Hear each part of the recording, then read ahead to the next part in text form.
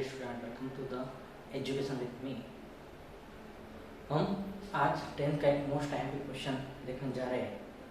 तो क्वेश्चन है, prove that √2 is irrational number.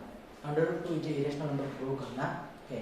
तो यहाँ पे इसको हम प्रूव करने के लिए पहले हम क्या करना है, फर्स्ट ऑफ ऑल हम उसका ऑपोजिट यानी कि हम कॉन्ट्राडिक्ट हुए उस तरह से हम इसको प्रूव एज्यूम कर लेते हैं। √2 is a rational number, √2 is a rational number. तो यहाँ पे late consider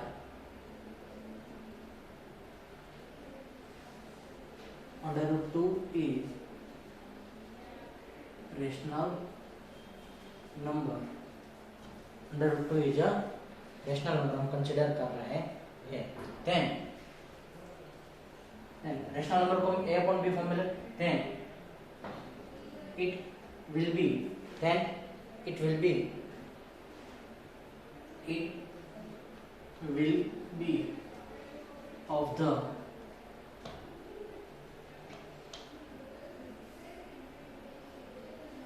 form of a upon b, where a and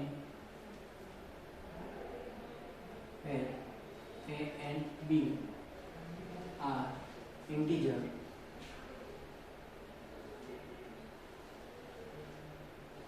b is not equal to 0। ऐसा हम पहले एज्यूम कर लेते हैं। तो और दूसरी चीज इसके लिए है कि a and b have no common factor other than 1। a and b have no common factor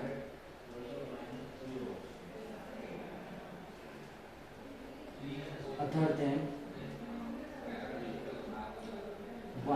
1 के अलावा उसका कोई कॉमन फैक्टर नहीं। यानी कि a और b को हम डिवाइड करेंगे तो उसको डिवीजन कर सकते, a और b रहेंगे।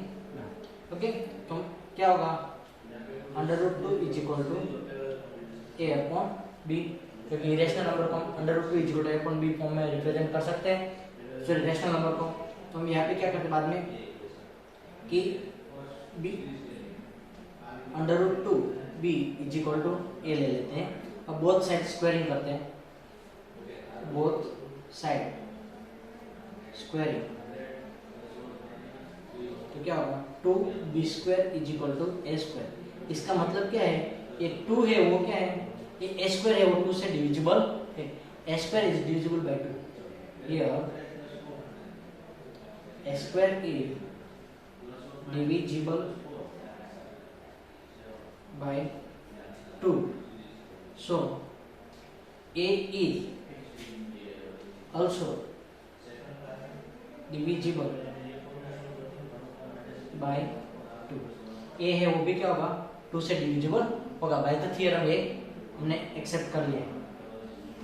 अब सेकंड पार्ट के लिए हम क्या जा रहे हैं कि यानी कि इसका मतलब क्या है, a का कोई एक फैक्टर है जो जिसकी वैल्यू क्या हो रही है 2 हो रही है।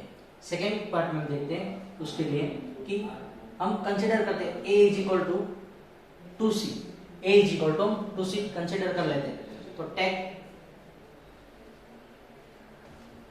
a is equal to 2c और हम इस इक्वेशन में पुट करेंगे तो 2b² is equal to 2c²। a की वैल्यू क्या है, a की वैल्यू हमने 2c ली, तो 2b² is equal to ac²। तो 2b² is equal to 4c²। और अभी यहाँ पे 2 है वो डिवाइड कर देंगे तो क्या होगा, b² is equal to 2c²। तो यहाँ पे जैसे हमने लिया था here a² is divisible by 2, क्योंकि यहाँ पे क्या है 2b² is equal to a² है। तो उसी तरह यहाँ पे b² here b² is divisible by 2, so b is also divisible by b भी है वो क्या होगा उससे डिविजिबल होगा। तो हमने तो क्या यहाँ पे कंसीडर किया था a and b have no common factor other than 1। तो a का भी एक कॉमन फैक्टर 2 है और b का भी एक कॉमन फैक्टर क्या है 2 है, ऐसा प्रूव हुआ। तो इसका मतलब क्या हुआ thus a and b have common 2 is thus 2 is common factor of a and b. a and b का कॉमन फैक्टर क्या हुआ? 2 है और a and b का कॉमन फैक्टर हो रहा है। तो फाइनली हम क्या कहेंगे कि यहाँ पे क्या कॉन्ट्राडिक्शन क्रिएट हो रहा है। Thus, then, but this contradict,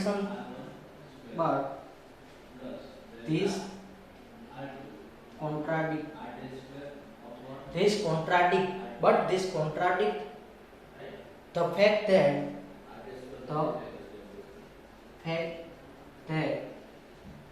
A and B have no common factor.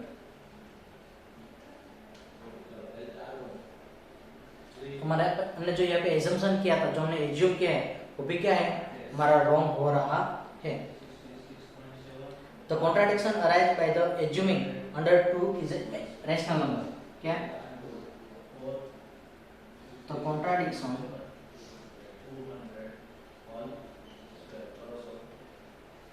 is arise under 2 is rational number. So finally क्या यहाँ पे लिख दो? So under root 2 is irrational number. Okay, एक क्वेश्चन और आपको 10th स्टैंडर्ड बोर्ड के exam के लिए मोस्ट टाइम पे क्वेश्चन है। और यहाँ पे अंडर रूट 2 की जगह पे क्या होता है? अंडर रूट 3 भी हो सकता है, अंडर रूट 5 भी हो सकता है। आपको सिर्फ अंडर रूट 2 की जगह पे आपको क्या पुट करना रहेगा? अंडर रूट 3 पुट करना है, यानी कि 2 की प्लेस पर 3 पुट करना होगा, और 2 की प्लेस पर 5 पुट करोगे तो अंडर रूट 5 हो जाएगा। और यहाँ पे जब स्क्वायर करते हैं तो यहाँ पे क्या होगा?